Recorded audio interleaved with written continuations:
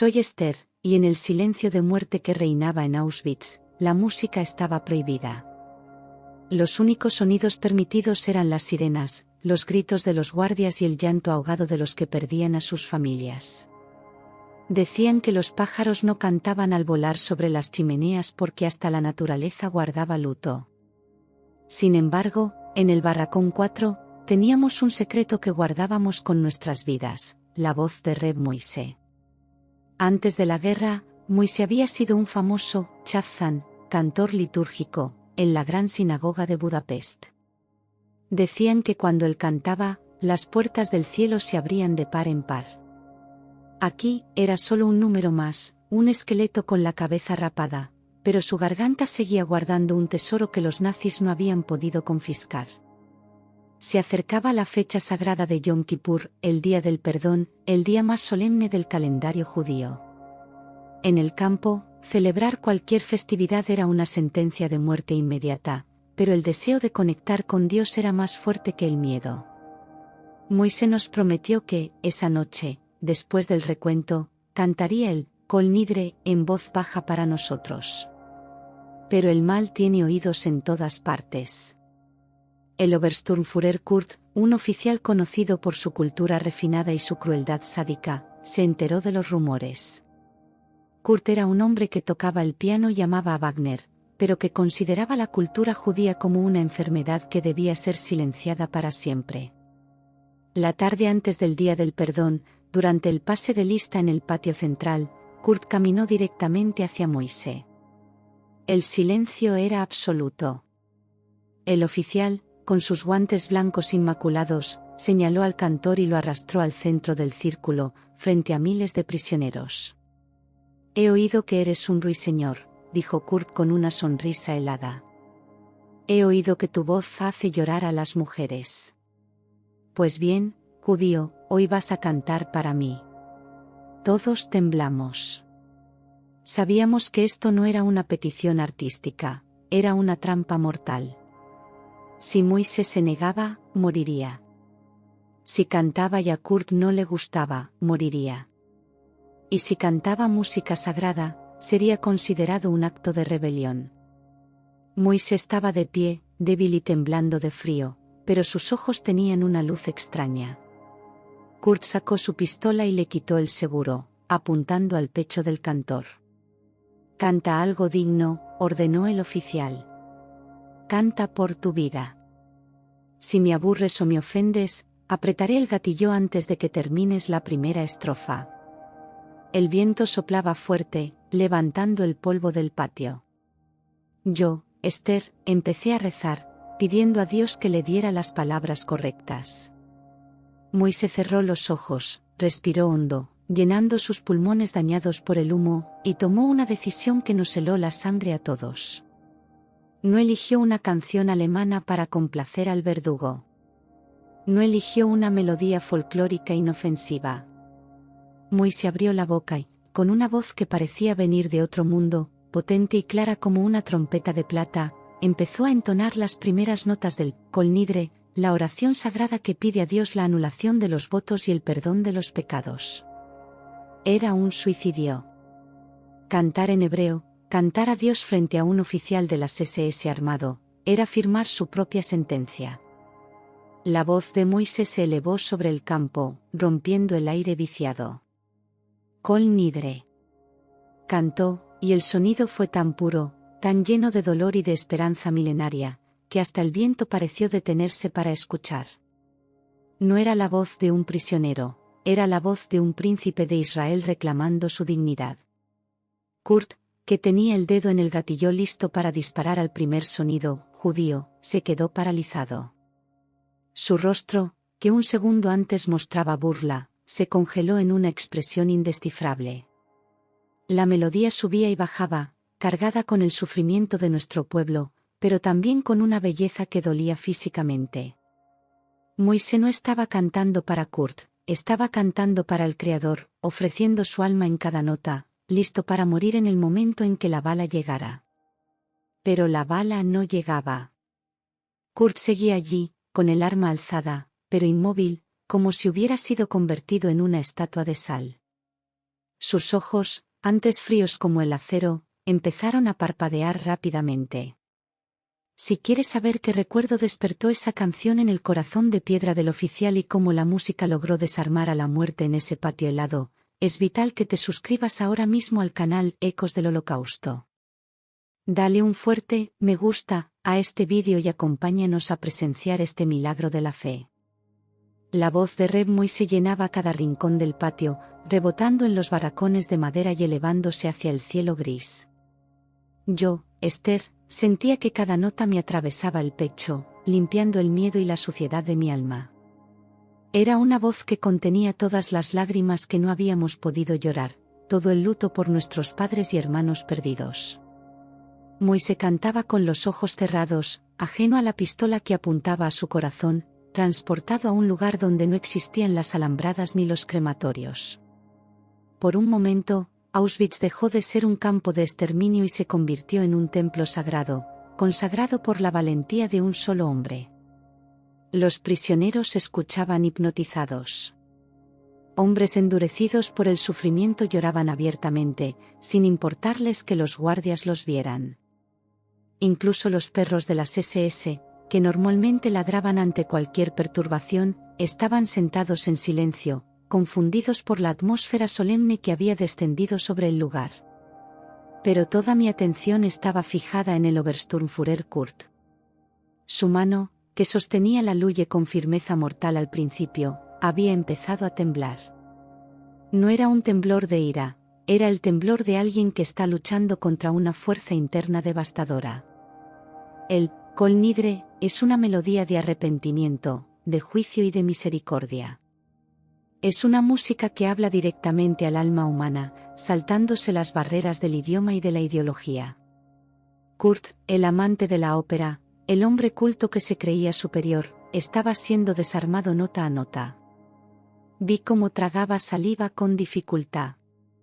Su postura rígida y militar empezó a desmoronarse. El brazo que sostenía el arma fue bajando lentamente, centímetro a centímetro, no porque él quisiera bajarlo, sino porque le faltaban las fuerzas para mantener el odio frente a tanta belleza sagrada. De repente, ocurrió lo impensable. Una lágrima solitaria, brillante y clara, rodó por la mejilla perfectamente afeitada del oficial nazi. Kurt, el monstruo del barracón 4, estaba llorando. No era un llanto de tristeza simple, era el colapso de una presa que se rompe. La música había encontrado una grieta en su armadura de hielo, tal vez un recuerdo de su propia infancia religiosa, o quizás la simple y abrumadora constatación de que el ser que tenía enfrente no era una rata subhumana, sino un hombre con un don divino. Moise llegó al clímax de la oración, esa nota alta y desgarradora que clama al cielo por perdón.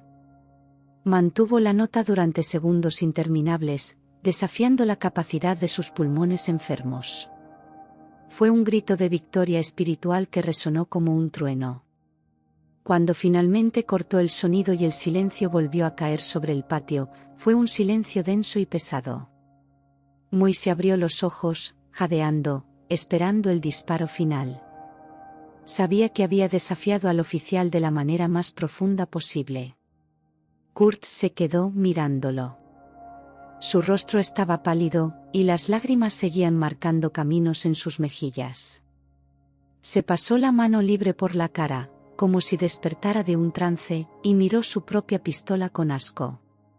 Por un segundo, pareció que iba a disparar al suelo o al aire, preso de la confusión de sus emociones. Todos contuvimos el aliento. La vida de Moise pendía de un hilo, dependiendo de si el orgullo nazi de Kurt ganaría a su humanidad recién despertada. Pero Dios estaba obrando en ese silencio. Kurt enfundó el arma con un movimiento brusco y violento. Dio un paso hacia Moise, invadiendo su espacio. Pensé que lo iba a golpear, pero en lugar de eso, habló con una voz ronca, rota, irreconocible. Mañana, susurró Kurt, lo suficientemente alto para que los de las primeras filas oyéramos. Mañana es tu día sagrado. No trabajarás. Nadie en tu barracón trabajará. Rezad, rezad por mi alma condenada, si es que vuestro Dios escucha a los demonios. Kurt se dio la vuelta y se marchó caminando rápido, casi corriendo, huyendo de la escena de su propia derrota moral. Moise se quedó allí, de pie, intacto. No solo había salvado su vida, sino que había conseguido un día de descanso para todo el grupo en Yom Kippur, un milagro inaudito en la historia del campo. Dios había usado la música para ablandar la piedra más dura. Esa noche, celebramos el Yom Kippur más santo de nuestras vidas. Moise ofició los servicios en susurros, y aunque teníamos hambre y frío, nos sentíamos llenos. Sabíamos que, por un breve instante, la luz había vencido a la oscuridad en el corazón de un enemigo. Moise nos dijo, la música es la escalera del alma. Hoy, Dios nos permitió subir por ella y tocar el corazón del faraón. Si quieres saber qué pasó con Kurt y Moise cuando la guerra terminó, suscríbete a Ecos del Holocausto. El día de Yom Kippur pasó en una calma sobrenatural que nadie podía explicar lógicamente. Los guardias, que normalmente buscaban cualquier excusa para golpearnos, parecían haber recibido una orden invisible de mantenerse alejados del barracón 4.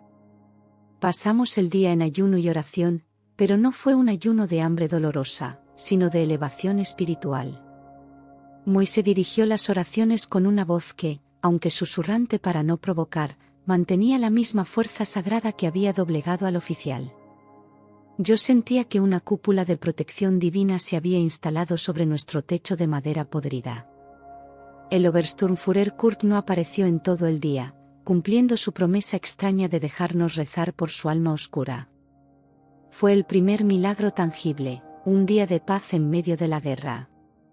Sin embargo, la verdadera transformación comenzó en las semanas siguientes. Kurt volvió a aparecer, pero ya no era el mismo hombre arrogante que caminaba pisando fuerte.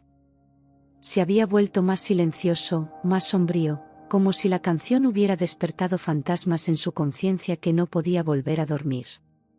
Empezó a visitar el barracón por las noches, cuando los otros oficiales bebían y celebraban. No venía a gritar, venía a escuchar. Le pedía a Moise que cantara, no canciones de ópera, sino esas melodías antiguas, de nuevo. Se sentaba en una caja de madera en la oscuridad, fumando, mientras Moise cantaba salmos suaves. Era una escena surrealista, el lobo sentado a los pies del cordero, buscando consuelo en la voz de su víctima.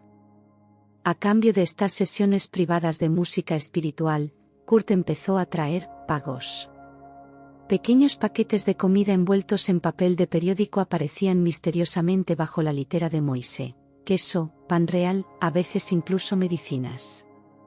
Moise, siendo un hombre justo, nunca se quedó nada para él solo. Repartía cada migaja entre los enfermos y los niños del barracón, diciéndonos que era el diezmo del Señor. La voz de Moise se convirtió literalmente en pan para nosotros. Dios estaba usando el talento de su siervo para alimentar a su pueblo en el desierto, tal como hizo con el maná, pero esta vez el canal era un oficial nazi atormentado. Pero esta relación secreta era peligrosa. Si el comandante del campo descubría que Kurt estaba confraternizando con los judíos y llorando con sus canciones, lo ejecutarían por traición y a nosotros nos masacrarían. Kurt lo sabía. A veces, en medio de una canción, se levantaba bruscamente, con los ojos llenos de miedo y rabia contra sí mismo, y salía corriendo, como si intentara escapar de la humanidad que la música le imponía. Estaba en una guerra civil interna entre su adoctrinamiento nazi y su alma despierta. Yo rezaba por él, no porque quisiera que se salvara un nazi, sino porque sabía que mientras su alma estuviera en lucha, nuestras vidas estaban seguras. La voz de Moise, nutrida por la comida extra y fortalecida por el propósito divino, se volvió aún más hermosa. Se corrió la voz entre los prisioneros de que en el barracón 4 vivía un ángel. Hombres de otros bloques arriesgaban su vida para acercarse a las ventanas y escuchar un fragmento de sus canciones. La música se convirtió en una forma de resistencia espiritual. Nos recordaba que éramos hijos de profetas y reyes, no números tatuados. Kurt, sin saberlo, se había convertido en el guardián de la llama de nuestra fe. Dios trabaja de maneras misteriosas, usando incluso a nuestros enemigos para preservar lo sagrado. Llegó el invierno, y con él, las elecciones masivas. Kurt fue asignado para supervisar la carga de los trenes hacia los campos de exterminio del este. Lo vimos en la rampa, pálido y enfermo, enviando gente a la muerte con movimientos mecánicos. Pero cuando llegó el turno de nuestro grupo, Kurt hizo algo que confirmó el poder de aquella oración inicial. Pasó por nuestro lado, miró a Moise a los ojos y, fingiendo un ataque de tos, señaló hacia la derecha, hacia el campo de trabajo, salvando al grupo entero del barracón 4 de la cámara de gas. No dijo una palabra, pero sus ojos gritaron: «He pagado mi deuda». Si quieres ver cómo termina esta historia de redención y música, suscríbete a Ecos del Holocausto. La guerra entró en su fase final y el caos se apoderó de Auschwitz. Los soviéticos avanzaban y la orden de liquidar el campo llegó desde Berlín. Los guardias, presas del pánico, comenzaron a destruir todo. Fue en medio de este apocalipsis cuando vi a Kurt por última vez. Vino al barracón en medio de la noche, vestido con ropa de civil que le quedaba mal, despojado de sus insignias y su orgullo. Llevaba una mochila y un arma. Fue directo hacia Moise, que estaba rezando en su rincón habitual. El oficial nazi, ahora un fugitivo, sacó un papel del bolsillo y se lo entregó al cantor. «Es un mapa», dijo Kurt con voz temblorosa. «Hay una brecha en la alambrada del sector sur. Los guardias de esa torre están borrachos o han huido. Si os vais ahora, tenéis una oportunidad». Moise tomó el papel y miró a Kurt con una profundidad infinita. «¿Por qué haces esto?», le preguntó. Kurt bajó la cabeza, avergonzado. «Porque tu Dios ganó», susurró. «Intenté silenciar tu canción, pero tu canción silenció mi odio. No puedo salvarme a mí mismo, he hecho cosas imperdonables, pero puedo salvar la voz que me hizo sentir humano una vez más». Kurt se marchó en la oscuridad, desapareciendo para siempre de nuestras vidas. Moise organizó al grupo inmediatamente. Siguiendo el mapa de Kurt, nos arrastramos por el barro, bajo la lluvia, hacia el sector sur. Era una noche sin luna, como si Dios hubiera apagado las luces para ocultarnos. Encontramos la brecha en la alambrada, tal como Kurt había dicho. No había guardias. No hubo disparos. Cruzamos hacia el bosque en silencio, guiados por la promesa de un enemigo convertido. La música del Kol Nidre había abierto, literalmente, las puertas de la prisión meses después de haber sido cantada. En el bosque, vivimos como partisanos durante semanas, escondiéndonos en cuevas y alimentándonos de raíces. Moise nunca dejó de cantar. En las noches más frías, cuando pensábamos que moriríamos congelados, él entonaba melodías suaves que calentaban nuestros espíritus. Nos decía que cada nota era un ladrillo en la reconstrucción del templo invisible de nuestras vidas. Su voz nos mantuvo unidos, nos dio una razón para no convertirnos en animales salvajes. La fe, cuando es cantada, tiene el poder de sostener el universo. Finalmente, encontramos a las tropas americanas. Cuando los soldados nos vieron salir del bosque, sucios y esqueléticos, levantaron sus armas. Pero entonces Moise, adelantándose con las manos en alto, empezó a cantar el Shema Yisrael. Los soldados bajaron las armas, conmovidos por la visión de este profeta moderno. Un capellán judío del ejército americano corrió hacia él y lo abrazó llorando. Fue el momento de nuestra verdadera liberación. La voz que había desarmado a un nazi ahora daba la bienvenida a la libertad. Moise fue llevado a un hospital para recuperarse. Sus pulmones estaban dañados por el frío y el humo, pero su voz seguía intacta. Los médicos decían que era un milagro médico que pudiera cantar con tanta potencia. Nosotros sabíamos que no era médico, era divino. Dios había preservado su instrumento para dar testimonio al mundo. Moisés prometió que dedicaría el resto de su vida a cantar para la gloria de aquel que lo salvó del foso de los leones. Yo, Esther, estuve a su lado durante su recuperación.